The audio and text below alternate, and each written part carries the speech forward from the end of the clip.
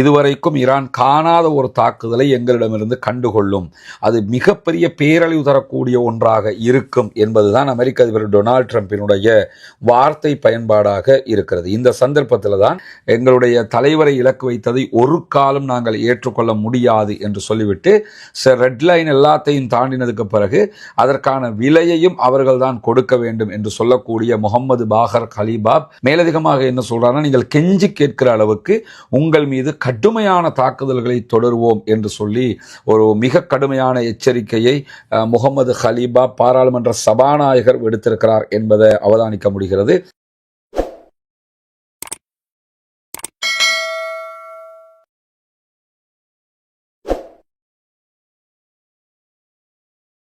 அன்பிற்கினிய சகோதர சகோதரிகளே, நம் அனைவர் மீதும் ஏக இறைவனுடைய அமைதியும் கருணையும் உண்டாகட்டுமாக என்கிற உயரிய பிரார்த்தனைகளோடு ஆயத்துல்லா அலி ஹாமனி ஈரானுடைய ஷியா மத ஆன்மீக தலைவராக உச்ச தலைவராக செயல்பட்டவர், மொத்தத்தில் ஈரானை வழிநடத்திய ஒரு மாபெரும் தலைவராக ஈரானிய மக்களால் பார்க்கப்பட்டவர். தற்போது அவர் கொல்லப்பட்டிருக்கிறார், அமெரிக்க இஸ்ரேலிய தாக்குதல்களில் உயிரிழந்திருக்கிறார் என்கிற செய்திகள் உறுதிப்படுத்தப்பட்டிருக்கிறது. ஈரானுடைய அரசு அதை உறுதிப்படுத்தி இருக்கிறது. 40 நாட்கள் துக்க தினம் அறிவித்திருக்கிறார்கள்.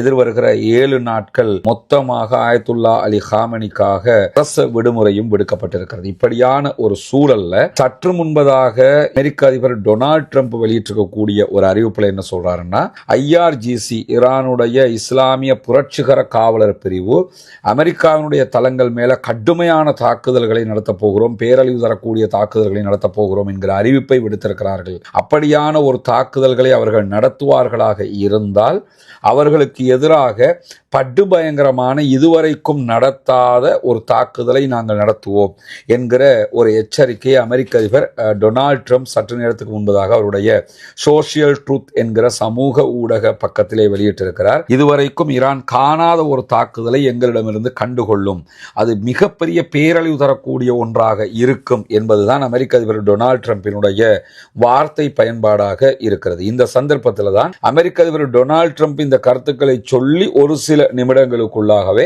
IRGC தன்னுடைய தாக்குதல்களை சொன்னது போல் ஆரம்பித்திருக்கிறது. அமெரிக்க அதிபருடைய வார்த்தைகளுக்கு அவங்க பயப்படலை அல்லது அதை பற்றி எந்த ஒரு கரிசனையும் கொள்ளலை என்பதுதான் நம்ம புரிந்து கொள்ள முடிகிறது.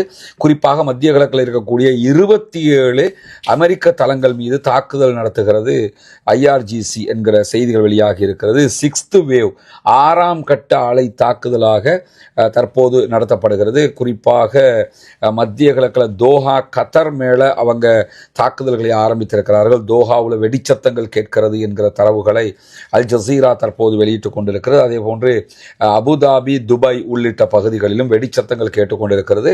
அது அபுதாபியை இலக்கு வச்சோ அல்லது கத்தரை இலக்கு வைத்தோ நடத்துகிற தாக்குதல்கள் கிடையாது. அங்கே இருக்கக்கூடிய அமெரிக்க இராணுவ நிலைகளை இலக்கு வைத்து தான் தாக்குதல் நடத்தப்படுகிறது.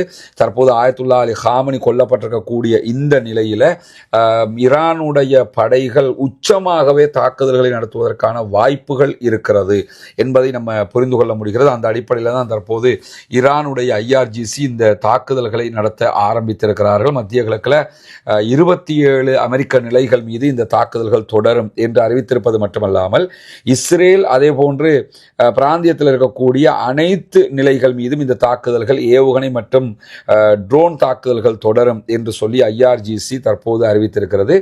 IRGC-னுடைய தாக்குதல்களில் அமெரிக்காவினுடைய தளம் தவிர்த்து இஸ்ரேலுடைய டெல்னோஃப் விமானப்படை தளம் தாக்குதலுக்கு உள்ளாகி இருக்கிறது, இப்போ ஹிட் ஆகி இருக்கிறது.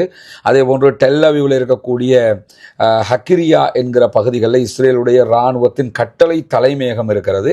அந்த கட்டளை தலைமையகத்தின் மீது தற்போது ஈரானுடைய ஏவுகணை தாக்குதல்கள் நடத்தப்பட்டிருக்கிறது. அதே போன்று அதே நகரத்தில் இருக்கக்கூடிய மிகப்பெரிய பாதுகாப்பு தொழில்துறை வளாகத்தின் மீதும் தாக்குதல்களை நடத்தி இருக்கிறது ஈரான் என்கிற செய்திகள் வெளியாகி இருக்கிறது. அமெரிக்காவினுடைய 27 நிலைகள், அதே போன்று இஸ்ரேல், இதுதான் அவர்களுடைய இலக்கு. 28 இடங்கள்ல மீண்டும் 6வது அலை தாக்குதல்களை IRGC நடத்தி கொண்டிருக்கிறது. எனவே ஆயத்துல்லா அலி ஹாமனி இறந்து விட்டார் என்பதற்காக அவங்க உடனே தாக்குதல்களை நிறுத்தி அடுத்த கட்டத்துக்கு போகல. அவர்கள் சொன்னது போல் தாக்குதல்களை ஆரம்பித்திருக்கிறார்கள் என்பதை புரிய முடிகிற அதே நேரத்தில் இந்த தாக்குதல்கள் நேற்று சனிக்கிழமை ஆரம்பித்ததுல இருந்து இதுவரைக்கும் ஈரானுடைய உயர் பதவியில் இருக்கக்கூடிய யாருமே ஊடகங்களுக்கு எந்த கருத்துக்கள் கருத்துக்களையும் சொல்லலை. குறிப்பாக ஃபாரின் மினிஸ்டர் அப்பாஸ் அராக்சி மாத்திரம்தான் எல்லா கருத்துக்களையும் பேசிக்கொண்டிருந்தார். வேறு யாருமே எந்த கருத்துக்களையும் வெளியிடாத நிலையில சற்று நேரத்துக்கு முன்பதாக ஈரானுடைய நாடாளுமன்ற சபாநாயகர் முகமது பாகர் கலீபாப் வீடியோ காட்சி மூலமாக தொலைக்காட்சிகளில் பேசிக் கொண்டிருக்கிறார். முதல் தடவையாக ஒரு மிகப்பெரிய உயர்மட்ட தலைவர் தொலைக்காட்சியில் பேசுகிறார். அவர் பேசும்போது என்ன சொல்றாருன்னா, அமெரிக்காவும் இஸ்ரேலும் எல்லா சிவப்பு கோடுகளையும் தாண்டி இருக்கின்றன, எங்களுடைய தலைவரை இலக்கு வைத்ததை ஒரு காலம் நாங்கள் ஏற்றுக்கொள்ள முடியாது என்று சொல்லிவிட்டு ரெட் லைன் எல்லாத்தையும் தாண்டினதுக்கு பிறகு அதற்கான விலையையும் அவர்கள் தான் கொடுக்க வேண்டும் என்று சொல்லக்கூடிய முகமது பாகர் கலீபாப் மேலதிகமாக என்ன சொல்றாருன்னா, நீங்கள் கெஞ்சி கேட்கிற அளவுக்கு உங்கள் மீது கடுமையான தாக்குதல்களை தொடருவோம் என்று சொல்லி ஒரு மிக கடுமையான எச்சரிக்கையை முகமது கலீபா பாராளுமன்ற சபாநாயகர் விடுத்திருக்கிறார் என்பதை அவதானிக்க முடிகிறது.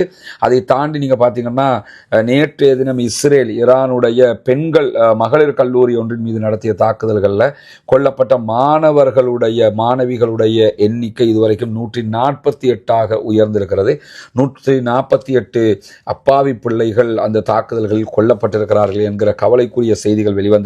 அதே நேரம் ஈரானுடைய தாக்குதல்களால் பாதிக்கப்படக்கூடிய எந்த இடத்தினுடைய லொகேஷனையும் எதற்காகவும் ஷேர் பண்ணாதீர்கள் என்று சொல்லி இஸ்ரேல் தன்னுடைய மக்களுக்கு சற்று முன்பதாக யூதர்களுக்கு ஒரு அறிவிப்பை விடுத்திருக்கிறது. ஏன்னா ஈரான் தொடர்ந்து பதிலடி தாக்குதல்களை இஸ்ரேல் மீது நடத்தி கொண்டிருக்கிறது.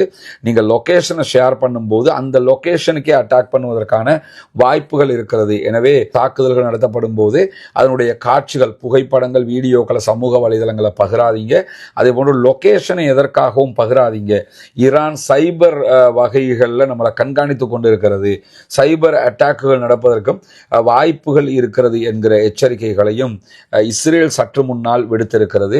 ஈரானுடைய ஆன்மீக தலைவர் ஆயத்துல்லா அலி ஹாமனி கொல்லப்பட்டிருக்கக்கூடிய இந்த தருணத்தில் ஈரான் என்ன முடிவுகளை எல்லாம், எவ்வளவு தூரம் ஆபத்தான முடிவுகளை எல்லாம் எடுக்கும் என்பதை யாராலும் எக்ஸ்பெக்ட் பண்ண முடியாத ஒரு நிலை இருக்கிறது.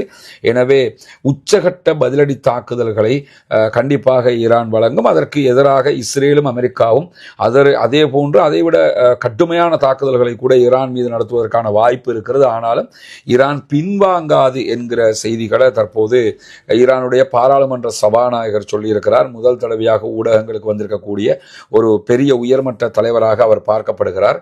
பொறுத்திருந்து பார்ப்போம் என்னவெல்லாம் நடக்கிறது என்பதை. தொடர்ந்து இணைந்து கொள்ளுங்கள் ரஸ்மின் மைசி நியூஸ் மற்றும் ரஸ்மின் டாக்ஸ் ஆகிய 2 சேனல்களோடும். உங்களுக்கு தேவையான உண்மையான தரவுகளை உங்களுக்கு கொண்டு வந்து தருவதற்கு தயாராக இருக்கும்.